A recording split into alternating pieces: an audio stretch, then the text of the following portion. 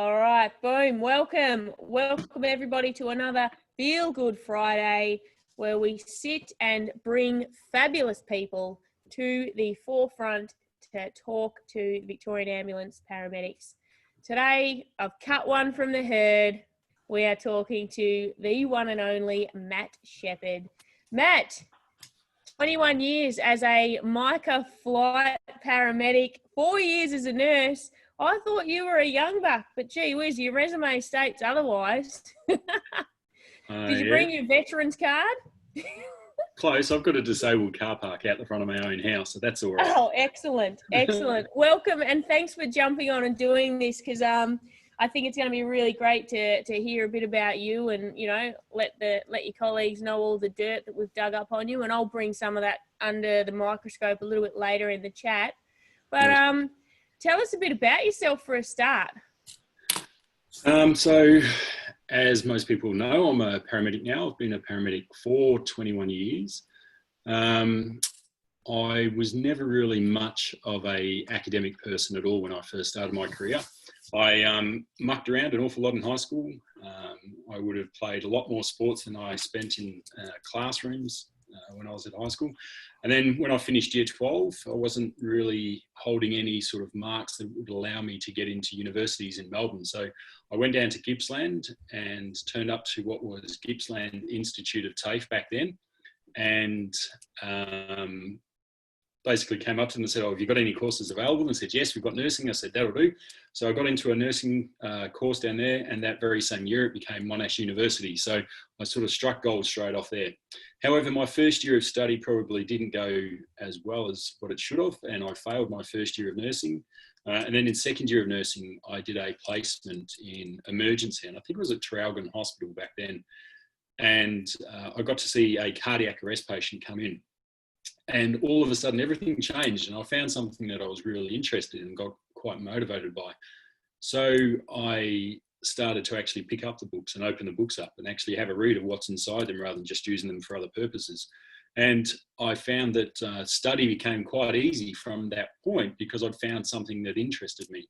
So throughout the rest of my nursing, my grades went from failures to quite reasonable marks and high distinctions and all the rest of it. And then I finished my university degree, and initially I was employed at Southeastern Private in Noble Park, but then that following year I went to Monash Medical Centre and worked in the emergency department there. And within that 1 year of working in an emergency, I had a rapid progression through the department, starting obviously as a junior burger nurse at that stage, and then ended up as working as a clinical nurse specialist within a year, which was a rapid progression at that stage. I travelled overseas for a year with my wife and managed to work in London, where I worked on what was called a flying squad over there, which essentially was a nurse, a doctor and a security officer that responded to local events that the paramedics couldn't manage back in those days. And back in those days, paramedics didn't put in IV access and they didn't give out intravenous analgesia or anything like that. So we got in this souped up Range Rover that had a massive, great big V8 engine in it with a security guard who was the same age as me and a young doctor, and essentially just burned through the streets of Derby, it was back in those days. And I went, well, this is definitely where I want to be. This is something that really excites me.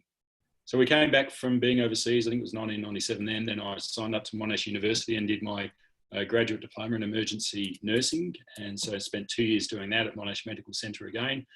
And then while I was working there, the likes of Bill Brooks and Noel Bird and Barry Bates started coming in. Well, they were working as nurses with me, but then left to join the ambulance service. Then they kept on coming in saying, you should move across, it's a great career, it's really fantastic. And I was like, oh yeah, no worries. But the interest to get into the ambulance service from nursing back in those days was quite large, and so many people would apply. So when I initially sat my exam to get in, there was reportedly around 1,000 people that sat it, and they took 13 people. And I just happened to be fortunate enough to get in at that stage. So I then got into the ambulance service in 1999. I initially worked in the Bayside area, which is now called, well, it was Moorabbin then, but is now called Bayside. And basically learnt the ropes in that area. I was fortunate enough at that stage to have the likes of Mick Stevenson, Dallas McQualter, and several of the other guys from MICA 10 as my mentors in the area. And they were very keen to promote me and get me moving through the ambulance service quickly. And then sort of strongly suggested and basically filled out my paperwork for me to join MICA, and that was around in 2003. had to sit the exams like everybody else did, and was fortunate enough to get on first time as well with that. So that was quite lucky. And then ended up working at MICA 11, which is based out of Clayton. And I spent 6 years working at MICA 11 as a MICA paramedic there, obviously working with Springvale. Got great exposure to some great work in the area, and had some fantastic clinical instructors as well, along the lines of Phil Smith and Andrew Burns. And they had a training session there one day where there was some applicants that were applying for the air wing. And I went, oh, that'd be really good. That'd be something I'd like to try. And so part of the application process is you need to do a clinical scenario where they put you into a clinical situation and see how you respond and see how you do. And Cole Jones was the person that was taking these people through the scenarios. And I sat and watched and went, oh, that's really interesting. That's really good. And at the end of it all, I said, oh, would you mind just running me through one? And so Cole runs me through the whole scenario, and he goes, well, you've actually performed better than everybody else here. You would have got through with what you did then. So there, my interest really sparked in going to the air wing at that stage. And so fortunately, there was an advert that came out, and that was around the time that Victoria increased their helicopters from just 2, being HEMS 1 and HEMS 2, sorry, HEMS 1, HEMS 2 and HEMS 3, to introducing HEMS 4 and the HEMS 5. So they needed to increase the number of staff they had quite significantly at that point. So they actually took on 6 people in that application process at that time. So I think it was fortunate. I think the timing was really well, because I managed to get on first time with that one as well. So I've now been at Air Ambulance since 2009 was when I first joined out there, and it's been a fantastic career choice for me. It's a very interesting place to work. There are some good moments and there are some bad moments, but majority of the time the work you do is fantastic, and you're surrounded by very motivated and enthusiastic people. How's that for an intro? That's good. That's good. I've got a lot of questions. I was like busy writing down. So let's wind it back. What I want to know first is when you first went to do that, were there other options? Why nursing? Because you mentioned there was a point where all of a sudden it became of interest. So you've chosen nursing. Why? And was there other areas of interest that you were looking at as well? Yeah, absolutely. I was destined to be a police officer. So during year 11, and no, it was during year 12, I got to do a, what do you call it, work experience placement through high school. And I did what was called a Group 2 year 12 back then. So it didn't give me an Anderson score that we used to have, which is an ATAR for those kids under 30 years of age. So when I left high school, I did have an Anderson score, which could get into universities. However, part of this Group 2 year 12 that did, you selected and wrote your own curriculum and handed it to the teachers or the principals, and they approved whether the things that you'd selected to do throughout the year were adequate enough. And so one of the things that I did was work experience. And I spent 6 weeks at the police academy with a group. And once again, it was one of those things where I was immersed in the classroom and got to do everything the guys did in the classroom and all their activities, but I wasn't allowed to fire the guns and I wasn't allowed to be involved in the fighting sessions, but everything else I did with them. So I got really immersed in it and had an absolutely fantastic time. And when I finished there at the end of the 6 weeks, the officers there said, just fill out this paperwork, and as soon as you finish high school, you can come straight back and be a cop. So that's where I was going. I was destined to be a cop. And then at the end of high school, my mum said to me, oh, why don't you just try and get into university and see how you go? And as I said, I couldn't get into any Melbourne universities. So I took the opportunity to go down to Gippsland and I thought, oh, well, I might as well give it a try and see what actually happens. And here we are a few years later, a fair few. One or two. And what was it like doing the course? Like that moment where you got really interested, what was it? What drove you? What sparked your interest, that first cardiac experience? Yeah, so the cardiac arrest essentially was, we got the pre-hospital notification that the ambulance was coming in with this patient that was in cardiac arrest. And so I felt a sudden urge of excitement as the patient was coming in. And there was probably a 10-minute period before the patient actually got to the door, and I got to do some CPR on them and I got a big adrenaline rush and all that sort of stuff. And I thought, shit, this is pretty exciting. So maybe this is what I should head towards. And I found that if I have that motivation or excitement in my job, everything becomes a lot easier to learn and to pick up. So, the whole learning process from then on in was very easy for me, and everything just came to me a lot simpler than what it had previously done in the past.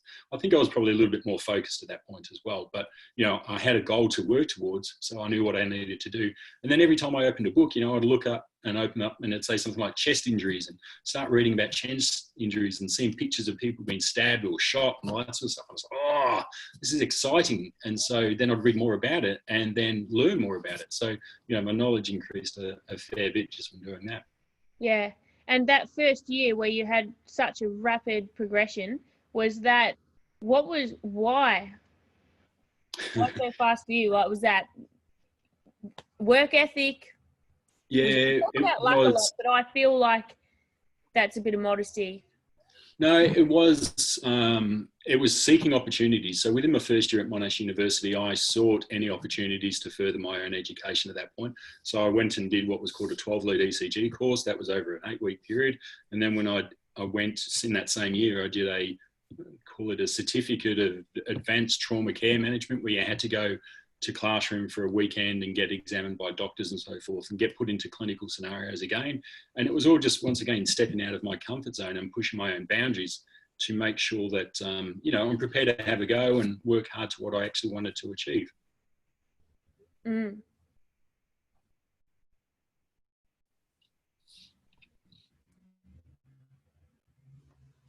I think I've frozen. I can still hear you. See me? Oh, yep. Good. Everyone's frozen on my screen. I don't know if it's my internet connection. What'd you learn about yourself? Yeah, that was digital. I think that was, what did I learn about myself? Yeah. Yeah. So I actually learned that sometimes what the teachers were telling me at high school was that I can have a lot of potential and I can reach the goals that I want to if I put in the effort. That seemed to be a very consistent message from my high school teachers, was that Matt shows a lot of potential but fails to apply himself. And then I turned the corner and actually did apply myself. And I found that, if you really put your mind to it, you can achieve anything you really want to. You've just got to put in the hard yards for it, essentially. So, and I think that was what I struggled with in high school. I just didn't have any direction and I wasn't focused on what I wanted to do. But then when I started at university and found that adrenaline rush that I got from emergency nursing and the pre-hospital care side of things, I became very interested. And then, I would do a case or respond to a patient or see something I hadn't seen before, and I would pick up the book and read about it. Whereas previously in the past, I couldn't have given two shits and I wouldn't have looked at anything. So, Rain thinks you're just a pretty face. Outside of has there been a challenging part of the job? Has there been a part of that career choice, whether it be, the work, the hours, the psychological side of things? Has there been any part of that job that's been challenging for you? I think everything's a challenge, and I think more than anything, when you look at it, it's overwhelming. When you first start your career and you think about where you want to go, and it's like most ambulance paramedics, when they join the job now or when they're at university, they talk about how they want to do MICA or how they want to go to the air wing and work at the air wing.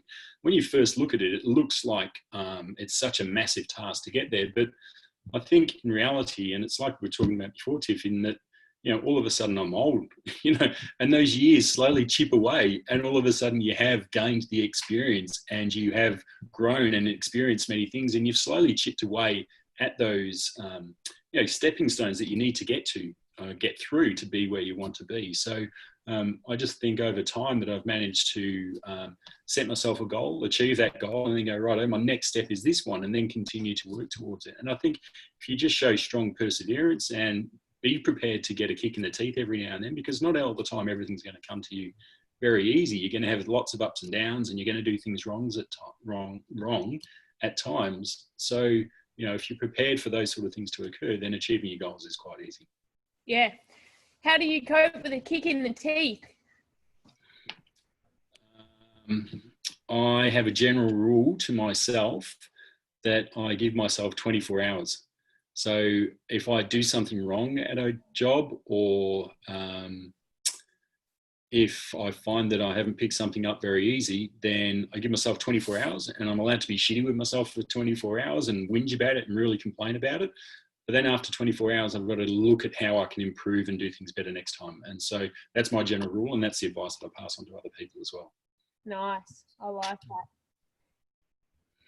By the way, guys, if anyone's got any questions, please feel free to unmute yourself and jump in. Is the sound working for everyone else? John's having a bit of trouble with his. Mine jumps in and out of it. We're good? Awesome. Tell me about, what do you do outside of Matt Shepard in the MICA unit? What is life like outside of work?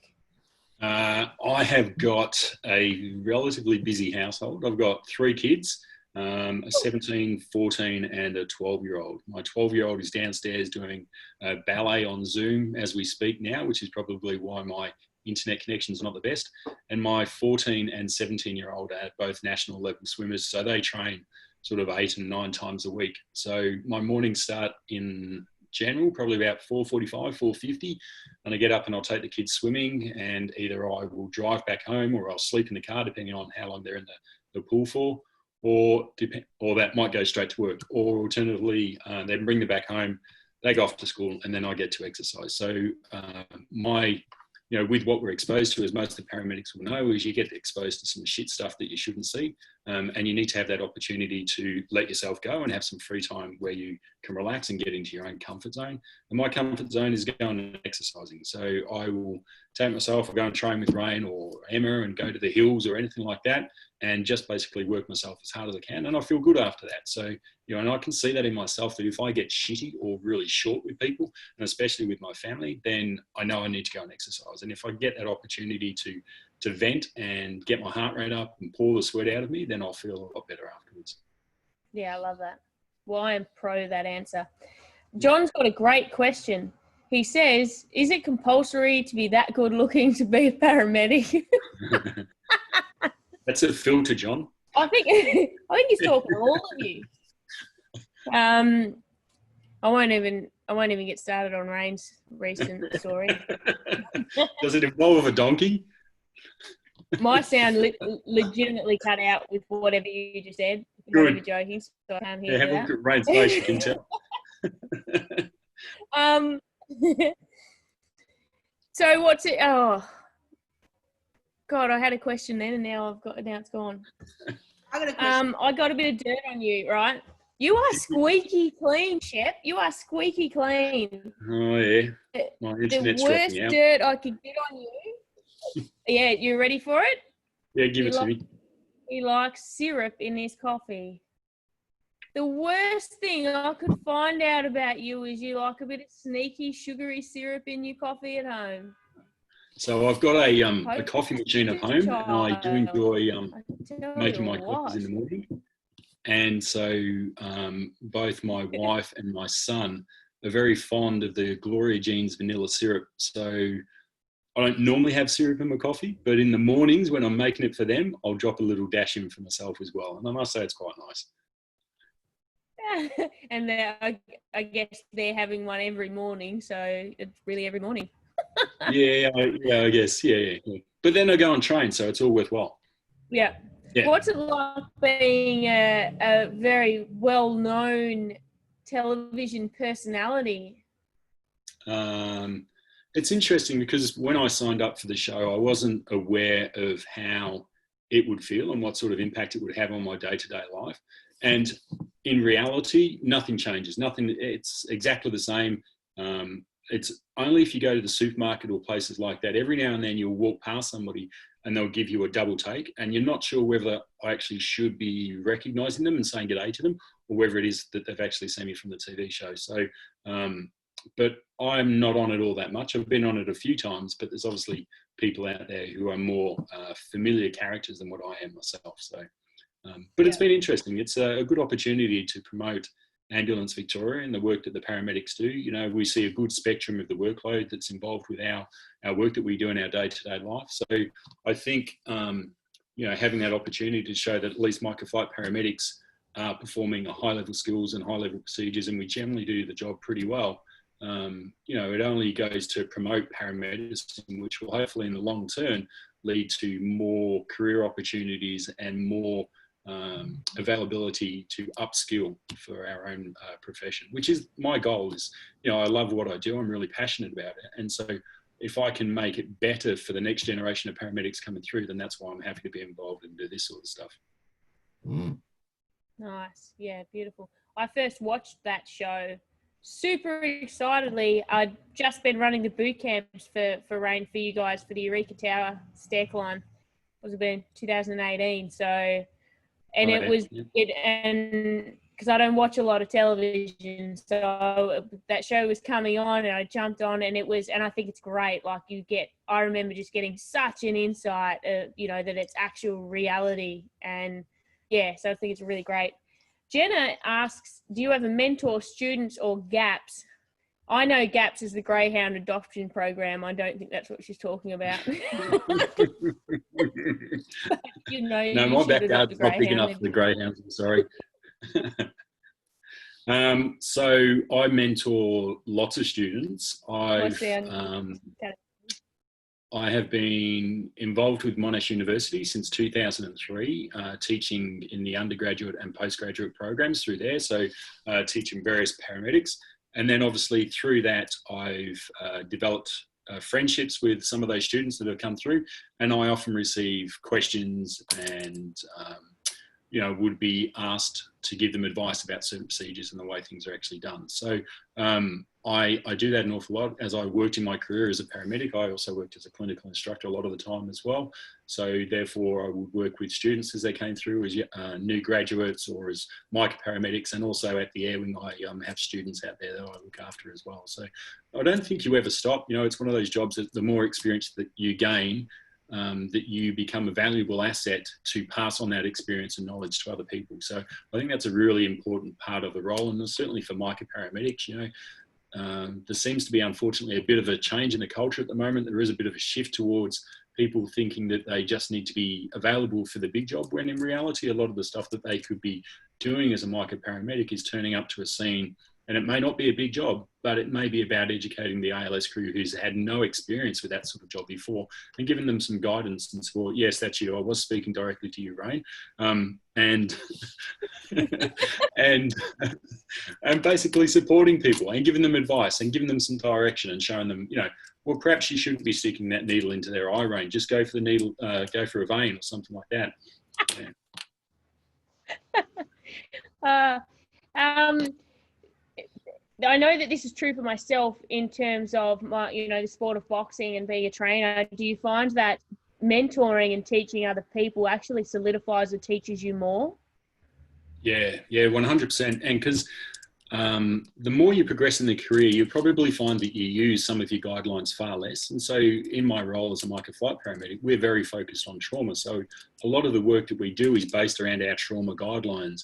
And if you send me back out onto the road, onto an ALS car, and get me doing some of the jobs that the guys do routinely day to day there, I would actually struggle because I wouldn't know those guidelines as well because I don't use them. So when you teach at university, you've got these super smart kids that are coming through nowadays who are super enthusiastic and know the guideline books very well, have just read all the anatomy and physiology questions, and they know the answers, but they want to see how much you know. So they go, hey, Shep, can you tell me about the DKA or the Krebs cycle, and tell me how, you know, adenosine triphosphate works in this situation? And you go, I've got no idea. I've absolutely no idea. In my day-to-day practice, I don't need to know that stuff. But what it does, it sparks interest in myself and encourages me to go back to my books and have a look and remain current on what the current literature and what the current information is. So I find that's really important. And I think that's the benefit of teaching students, is that it keeps you current and it keeps you up to date. Yeah. What's the most rewarding job you've done? Rewarding. I'm just going to have to filter back through 25 years worth of files here. Yeah. Oh, so I've done quite a few big jobs, and one of the big jobs that I did, and this was before I got onto the Air Wing, I was working at MICA 11 in Clayton, and we responded to a job in Cheltenham where a 2-car accident, it was actually a 3-car accident that had happened. And one of the vehicles that ended up on its roof with the person still trapped inside it. There were 7 other patients. It was a Friday night. It's busy on the Nepean Highway. There's lots of traffic everywhere. And essentially, we turned up to work out what's going on. We lined all the other patients up. We've got extra crews coming. They transferred all those. They had low-level injuries. They weren't really that severe, but the lady trapped in the car was quite unwell. And so essentially, we've ended up getting rid of everybody else. We're left with this one person who's still in the car, upside down, still trapped, and the firers are trying to cut her out of the vehicle. And then as we're doing it, one of the firemen looks at me and goes, "Mate, I don't feel very well. I need some oxygen." And I went, "Mate, I said, you're fine. Just keep going. You'll be okay." And he goes, "No, mate, I need some oxygen." And I rolled my eyes at him and I said, "Oh, righto, no worries." So I went off to get some oxygen, and there was an off-duty paramedic there who came running up to me about 30 seconds later, and he goes, he's collapsed on the ground. He's fitting." And I went, "What?" And he goes, "Yeah, he's having a seizure on the floor." And I went, "Oh, shit." So I went back with the oxygen, checked the pulse, actually now in cardiac arrest. So this fireman who was initially cutting this person out of the car had then collapsed into cardiac arrest. So we've all of a sudden gone from a major incident looking after 7 people to all of a sudden now I am one paramedic looking after a fireman who's got all his friends standing around him, carrying on, and I shouldn't say carrying on, but being vocal and quite concerned about their friend. And now I've got to resuscitate him. I've got no equipment for him because all the other crews have gone, and all our equipment is on this person who's trapped in the car. So I figured, this woman's been trapped in the car for an hour now. She's still talking. I ripped everything off her, all the monitoring and all that sort of stuff, and then dragged the fireman over to the side of the road and got one of his mates to start doing compressions on him. We put the pads on him, and sure enough, he was in a rhythm that needed to be defibrillated, and we zapped him a few times. And after about 4 zaps, we actually got him back, and we got an output back on him, which was fantastic. And so this was around the period of time where what we call a rapid sequence intubation had recently been introduced to the ambulance service, so it was still a relatively new skill. So we put him in the back of the ambulance, and as he woke up from being unconscious and not much oxygen around his brain, he was quite hypoxic or low in oxygen levels, quite agitated and unsettled. So he was reaching out, trying to grab things and didn't know what he was doing and very uncoordinated with his movements. So one of the best things that we can do for patients in those positions is to give them sedation and put them to sleep again so that their body can recuperate and recover from the massive event they've just been through. So we called extra crews in to assist. We put him into a induced coma. We intubated him. We took him off to hospital.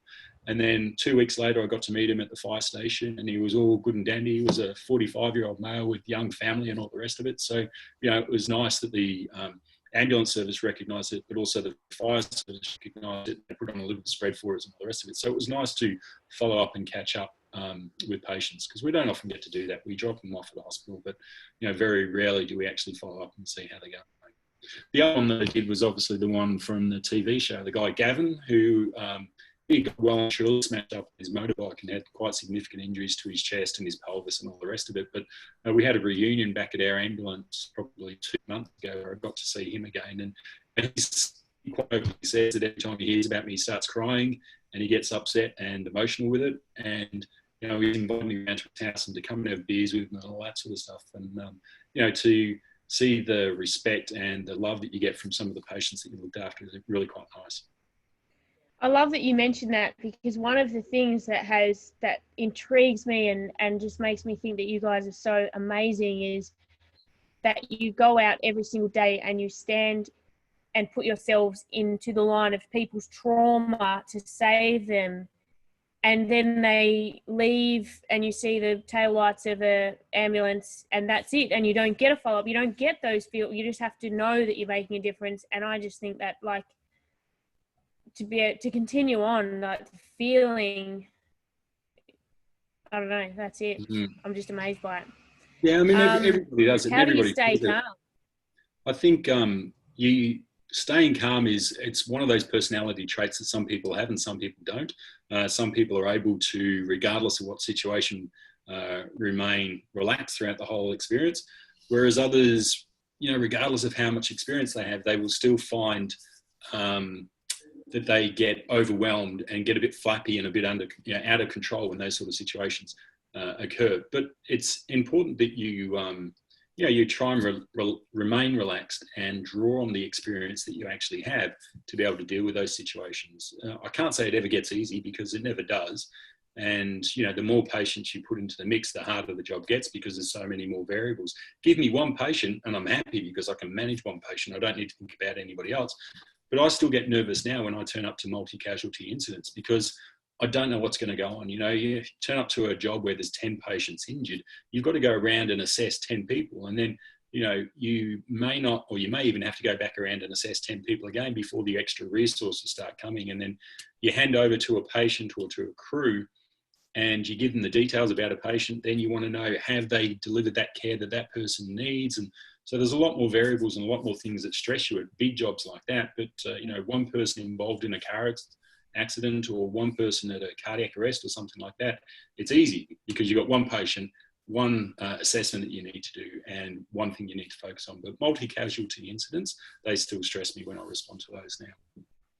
Sorry, my blinds are affecting the light there. How do you take that work home, or do you compartmentalize things? How do you deal with the emotion? How do you cope with, and obviously you know that you always do all you can do, but I'm sure like anything, when we make mistakes or when we don't get the outcome we want in life, it's human nature to be self-critical. How do you not take that home? How do you not let that weigh you down? How do you keep yourself emotionally healthy and stable with everything you have to deal with?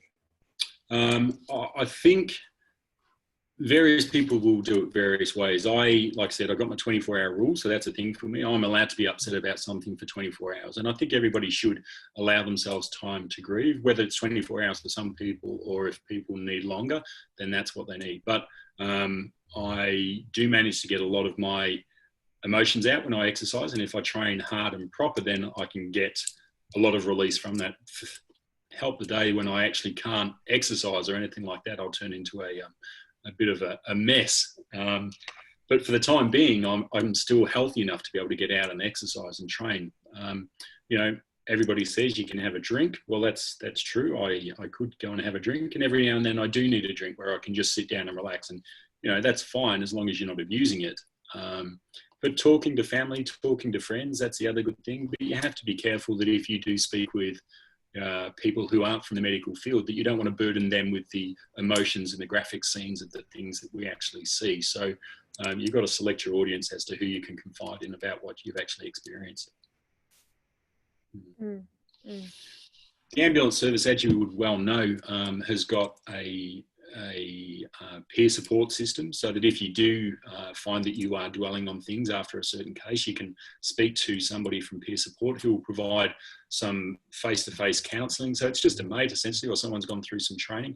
But if you find that you still need more than that, obviously Ambulance Victoria, they offer psychologists or psychiatrists to be able to speak to as well, to help you deal with some of the emotional stresses that you do face. Yeah. Is that something going into the career choice that you're very, very aware of, or is it something that you sort of just find yourself in the middle of when you get there? Yeah, pretty much. I think when you go through university, your focus at that stage, when you've been there, is what you've seen on TV. So people see the stuff on the news and they see those paramedic TV shows and they go, that's what it's going to be like. It's going to be exciting. It's going to be fun. It's going to be fast paced and rah, rah, rah, rah, rah. They get to university, they get trained with all these high acuity skills, and then they get out on the road and they go and see Mrs. Jones, who's had an infected butthole for the last 4 weeks. And then you've got to stand at hospital for the next 4 hours with her.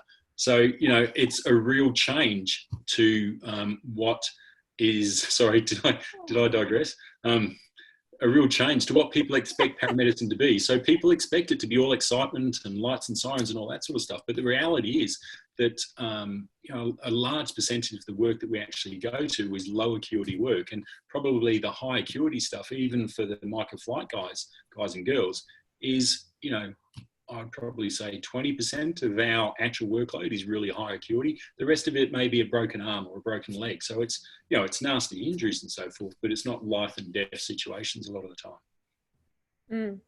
Mel's asked a question here, so I'm going to read that out.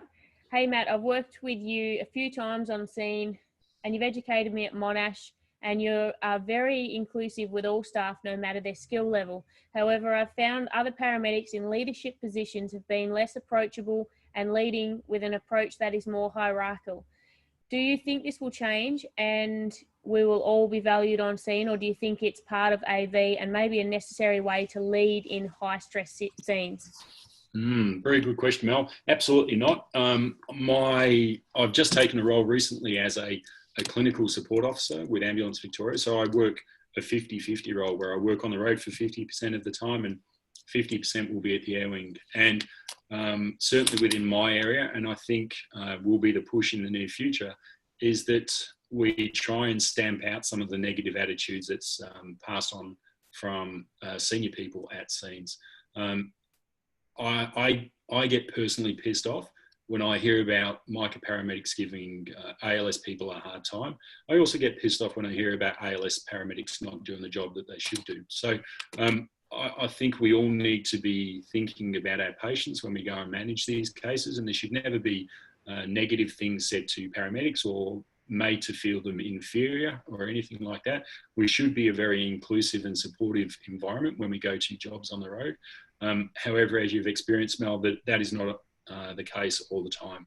And depending on the paramedics that you get will determine the sort of job that you have and how the job actually runs. So I would suggest to you that if ever you find yourself in a position where the job doesn't go as you feel it should, feel empowered to actually go and approach those MICA paramedics or the ALS paramedics that have made you feel that way, and be adult about it and have a conversation. And, if you find that you don't get the answer that you wanted or was treated with disrespect in the way that you asked the question, then I would suggest that you actually need to take it higher and perhaps go and speak to a clinical support officer. And so what that can do is, if you don't find the answer that you want from the person you had the issue with, then it brings in a third party to give an unbiased opinion as to what actually should be done in those situations. And various situations always have two sides to them. So we always feel that everything should be done the way that we want it, and the other person feels that it should be done that way as well. But sometimes we have differing opinions about that. So speaking to an outside person may give you a bit of clarity that perhaps maybe your way of thinking or their way of thinking is actually wrong, and we need to adjust our behaviour accordingly. So, it's all give and take. We don't always get it right with each and every job that we go to. I'm sure that I've spoken incorrectly or inappropriately to people at jobs before in the past. But that's all part of, as you well know, the stress that we get at jobs sometimes. But it's never acceptable. And you should always feel comfortable to go and speak to a senior person and ask them about the way that they've done things and get them to explain it to you. Okay. What is your one? I mean, that was a piece of advice in itself. But my next question was going to be, what would be your one piece of advice to someone looking at doing this as a career choice? Paramedicine, I would say go for it. Absolutely. My son's considering doing paramedicine. He's talking about doing medicine first, but he's going to have to work a bit harder. But paramedicine is another option for him. But, it's got its pluses and it's got its negatives, as all paramedics would know. And the pluses are obviously that you work with some fantastic people. You go to some amazing environments. You get to walk into people's homes when they're very vulnerable and, needing your help and your support. But then you also miss out on an awful lot of things. Shift work plays an awful lot on your personality and your lifestyle. You miss out on birthday parties or graduations or evenings with family and all those sorts of things. But then we do also get a lot of annual leave where you get to go on holidays. And I look at some of these graduates that come out of university nowadays, 22 years old, getting 8 weeks annual leave a year, earning, $100,000 driving bloody new Audis into the car parks. And I think it can't be that bad a career. So yeah, it's got its pluses and it's got its negatives, but there are a lot of pluses in this job. Yep.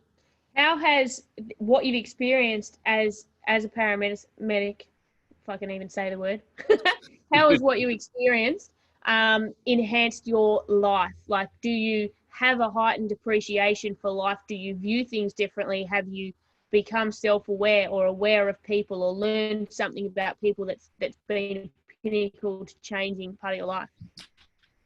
Yeah, I think definitely I'm probably more cautious now, but I don't know whether that's due to paramedicine or just being old. That I don't do activities that I used to do when I was a lot younger, and I'll blame it on the paramedicine and not the fact that I'm approaching 50. But I think also my kids suffer because of it. So, you know, my daughter came to me probably, I think it was about 5 years ago, 6 years ago, going, I've got a really sore wrist. Well, it's not deformed. There can't be anything wrong with it. Sure enough, 2 days later, when it was still sore and took it to the hospital, it was fractured. So it's one of those things that unless it's hanging off or pissing with blood, I'm not really interested in it. So my children obviously suffer in that regard. So I think it affects in that way because you become a bit immune to the little coughs, colds, sore hole type syndromes. And, you know, unless it's really serious injuries, you're not giving much empathy and much care to it. My children now understand that and they know not to come up to me unless something's really, really, really sore. So then I'll look after it. So yeah, it's, I guess I'm probably a little bit harsher than what I used to be, but I also put that down to aging. I used to probably be a little bit more bubblier than what I am now, but once again, it's aging and tired as well. Sounds like you probably just need a little bit more syrup in those coffees, Shep. Hey, has anyone jump on? Has anyone got any questions for Shep? Oh, Rain's got a question in capital letters. Come on, mate. Get on. Shep, it's lovely to be in your company. Thanks, Rain. Yeah, so I did ask you, I was wondering about how you stay calm at very serious jobs and do you reflect sometimes when you're under pressure, but I think you did answer that question. But yeah, I'd like to know with all the fitness and wellbeing stuff that we've done for these amount of years, what you've gotten out of it, because you've always been a stable person that's been there. Like, has it, what are some positives that you've got out of like the steer climb and all the stuff that we've done collectively? Well, I think you would remember the sessions after the stair climb are very good fun. So I certainly got that out of it. So I think any amount of training is worth a good Sunday afternoon session on the piss. So, you know, and I found them really enjoyable and, you know, young family and so forth, I don't get to go out all that often anymore. So to go and have a few drinks with mates from work in a nice, comfortable environment is always good fun. I enjoy training with friends from work. You know, it's a good opportunity to get out and talk about other stuff rather than just work all the time. But I also personally, you know, I enjoy being fit. I've been fit for most of my life. I played footy in my younger years. And it wasn't until I finished playing footy that I actually started running and then did a lot of running and, you know, went off and did lots of short races and did a marathon when I turned 40 and buggered my knee after that and decided I won't do any more of those again. But, you know, it's the personal satisfaction I get out of remaining fit. I look at myself now, I'm turning 49 this year and I still can keep up and go as hard as people in their 20s. So, you know, I think being motivated and staying fit it's good for myself. It promotes fitness within my family and in my kids and all that sort of stuff as well. And if I can encourage other paramedics to recognise that to stay on top of your game and to do this job well, you need to be fit and healthy, then I'm happy to keep pushing myself. Well, we've been very lucky to have you at all of these sort of fitness and wellbeing things, you know, because to have someone like yourself around us is good. You know, we've got a mentor on the ground and you've supported a lot of people to get, you know, interested in MICA. So, yeah, very lucky, Shep. Thanks, Rain. But one thing I always find amazing, and it's, you know, I don't see myself as anybody special at all. I am just an AMBO like all the other people that I work with at the end of the day. And I don't feel any different to anybody else. But I do remember when I was going through university and we had somebody come from the air wing and come and speak to us, and I found it really exciting and I was super motivated and listened to them. But once you move into that position, you don't feel any different to the person who I was when I was a junior burger. And, you know, I would strongly encourage people to feel very comfortable to go and approach senior people and chat to them. If you've got questions or you want to know something, put your hand up and go and speak to them. They're not going to bite your head off. And certainly the guys and girls at the Air Wing now are very approachable. They weren't so much quite a few years ago, but nowadays they are, and they're super supportive. So if you've got any questions or you've got anything that you need to ask, feel free to approach any of them and they will be very supportive and help you out in any way that they actually can.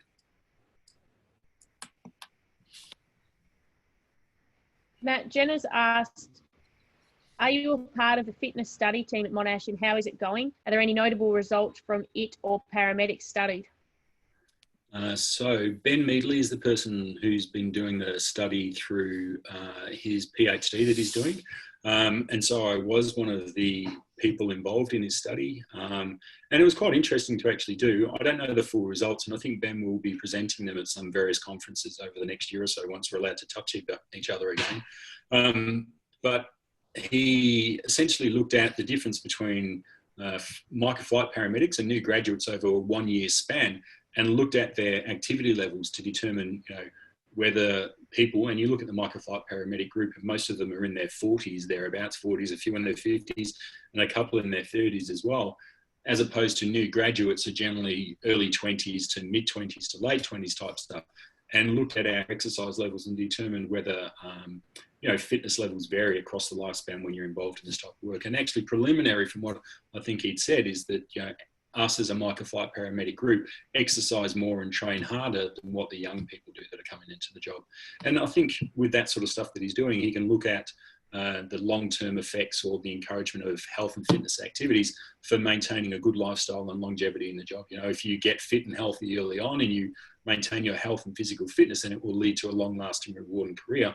But if you don't maintain that, then you're at a higher risk of causing injury to yourself or becoming unwell through illness of some sort.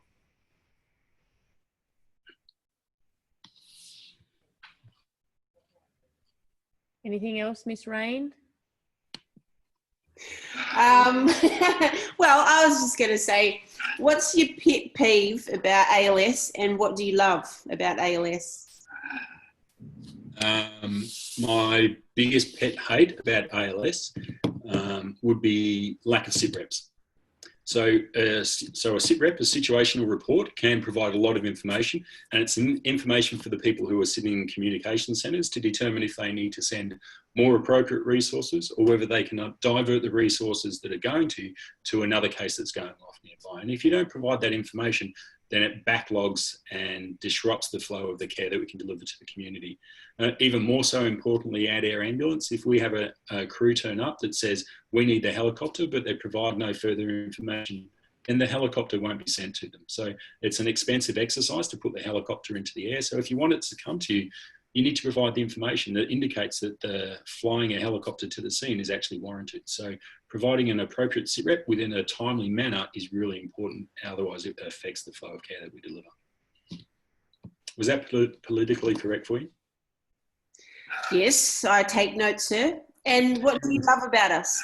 I love ALS that are enthusiastic and supportive. So I can turn up to a job wall, be first at scene, and an ALS crew can walk in with their hands in their pockets and show no interest whatsoever. I've got no time for them. But if you come into a job with your equipment and you're enthusiastic and you're keen to help and keen to be involved, and when I say to you, do you want to listen to the chest? And you go, no, it's all right, I've listened to chest before, then I'm not interested. But if you're enthusiastic and go, yeah, show me, what else can I learn? What else can you teach me about this? I'm more than happy to teach people who are enthusiastic and motivated to learn things. But if you're not interested, then I haven't got a lot of time for it. I do, because I'd like to change your way of thinking, but I like people who show interest and enthusiasm about what they do. And final question, who's your favourite ALS person in this chat? Tiffany. I don't even know what ALS stands for, so could someone elaborate here? Got your ambulance lingo. You can't put me on the spot like that, Ryan. That's not fair. I knew you'd say Emma. Emma, speaking of Emma, she would like to know, apart from fitness, what else do you do to keep mentally fit and to unwind? I don't know. I don't do anything else. That's all I do. Yeah, I basically just exercise. I do have a rather large collection of red wine and white wine, and I am also increasing my amount of gin that I have in my cupboard too. So being that it's Friday evening, I'll probably partake in that in just a moment. But yeah, I don't mind. Exercise is my big thing. Like, I go for walks, I swim, I run, I do lots of things like that. I would say I box, but then I'm surrounded by Tiffany at the moment and Rain, who'd both beat the shit out of me. So I tap a bag every now and then. But yeah, it's exercise my big thing to unwind. Well, I've got one final thing to say. I do believe you haven't done a single one of Tiffany's classes, Matthew Shepard. This is actually... I am approaching 49 years of age, and if I do one of Tiffany's classes, I don't think I'll be able to work for the next week. So I guess that puts Sandy at least 30 years old then, because he's come to every single session and he hasn't skipped a day of work. Amazing. Yeah. I've got a question. What's it like working alongside not only a Ralph model, but also an Australian pro boxing champion, the first female professional boxer to ever have been aired on national television? Tiff, I would give you, I'll come and do one of your training sessions if you can upload some of Rain's Ralph magazine pictures that we can put onto the AV website, and I'll quite gladly come and do any training session you want. Send them to me, and I will make sure they go up on the intranet at work, and I'll come and do any training session you want. I've got a handful that I snapped out of a scratchbook at home, actually, so we'll talk. Anyway, I challenge you, Shep, to do... Oh, here we go. Cutting out again. Well, I'm going to do the stadium stomp, virtual stadium stomp. I have challenged Mick Stevenson, but he's blown me off. So I challenge you, if you do 2 of Tiffany's sessions for a month, I will do 50,000 steps. Woo! Well, how many Tiffany sessions did you say? 1? 2 a week. 2 a week? See you at 10 a.m. tomorrow, Shep. See you at 10 a.m. tomorrow. Oh. What have I got on tomorrow? Oh, I'm busy with the family tomorrow morning. They are recorded. Hey? They're recorded. All right. No worries. You're on. I'll do it. Oh, no. 2 sessions a week. How can I prove that I've actually done them if they're recorded? Well, I'll see you on them. Okay. You've got to do some live. Christian, I'd love to know if you have a question for Shep. I know that Christian could fix your knee problems. Yeah, we can fix you running in your knee and all that fun stuff. No, actually, I'm really interested. I chose my profession because of I'll say the minimal stress and the minimal carnage that I see. Like I walk into a room and someone's there waiting for me. And I'm a cyclist, actually, funnily enough, as well. I love my cycling on Beach Road and cycle with lots of fun people. And I do talk to people. One of my good mates that says a lot too goes, if you go to a trauma scene, it's really interesting because, the medical model, you get a surgeon or someone coming in that they would freeze at a scene, but on a hospital room, they're actually really cool. Well, you guys are the opposite. You need that, where you walk into a scene and you assess it really well. And I'm super impressed with what you guys do. And it's definitely a challenging job. And I love what I do because I don't have to do it. My question was, you've said everything I really like. You manage your stress well, you look after yourself, you're physically active, which is a super necessity to keep yourself mentally well. I suppose you guys would probably struggle on probably sleep hygiene would be a hard one for you guys, with the shifts you work and stuff like that. How do you doing sort of night shifts and things? And do you have you said you mentioned you get time off, but do you get to regulate with a couple of night shifts? You get to sort of get your sleep routines back in cycle after that, or how does that work? Yeah, so once again, the air wing, it's probably one of those places that can't really whinge too much about our sleep patterns, because more often than not, we find that our night shifts can be very quiet and we can actually put our head down and get some rest while we're at work. So that's really good. The guys on the road obviously work a lot harder than what we do, and they are constantly busy on their night shifts, and they get caned from the start of the shift to the end of the shift, and they are physically and mentally exhausted usually by the end of the shift. And I think you find that you're a bit rat shit for the next sort of 10, 24 hours after a full-on night shift. But I think importantly, what I try and do is, if I am fatigued, is I'll go and exercise and then come back and have a really good sleep afterwards. So, and I don't know, it's one of those old man things again, that I'll sit down in a chair now and I can find that I can fall asleep quite easily. I don't know about you, Christian, but it's much easier nowadays than what it used to be sometimes. Well, I've got 5 kids running around the house, and some of them are, you've got to learn to say no. Yeah, well, yeah. But so if I fall asleep somewhere, I'll wake up with something weird happening to me. So I dare not to fall asleep during the day in the house. Actually, another good question, actually, just a public perception one, I suppose. Like, I know policemen, I know firemen, and they've got very different stories about how public respect them. Obviously, police struggle at scenes, whereas firemen, everyone loves them. How do you guys go? Like, obviously, you see some. Obviously, what you do is great, but But is public perception coming to a scene? Is it tough? Is it everyone wants you there? Is it people are scared of you? How's it work? Yeah.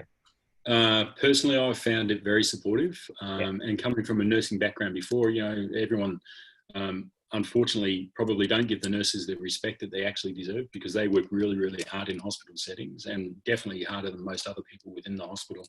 And then you come into a paramedic profession. I found the respect that I got as a paramedic in comparison to nurse was polar opposite. You walk into a house and everybody's super supportive and very appreciative of you being there.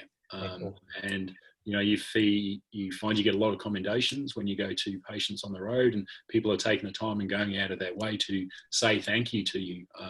So yeah, we're definitely very well respected in the community. And I think there's certainly some polls that they have around which sort of suggest that paramedics are probably one of the most trusted professions in Australia. So we do luckily have a lot of respect from people, which is lovely.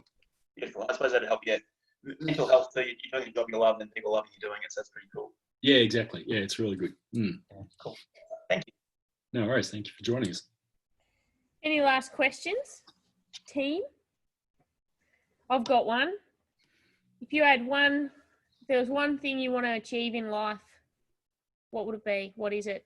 Do you have one thing? What's next? I think more than anything, I just want to stay fit and healthy till I die. I don't want to, my mum had motor neurons disease, so that's always something that's in the back of my head that always worries me, that it's going to be something that comes and gets me at a later stage. And so that's probably one of the other reasons that I'm motivated to train and stay healthy, so that I am always at peak physical fitness that I can. And so I think more than anything, I want to stay fit and healthy and enjoy every moment of life right and up until the last minute. Awesome.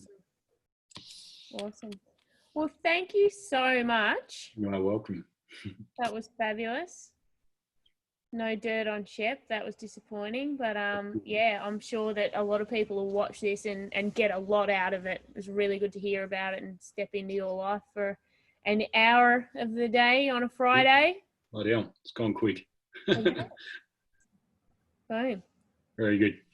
All right. Well, thank you very much for having me, Tiff. And all for joining. Very, very welcome.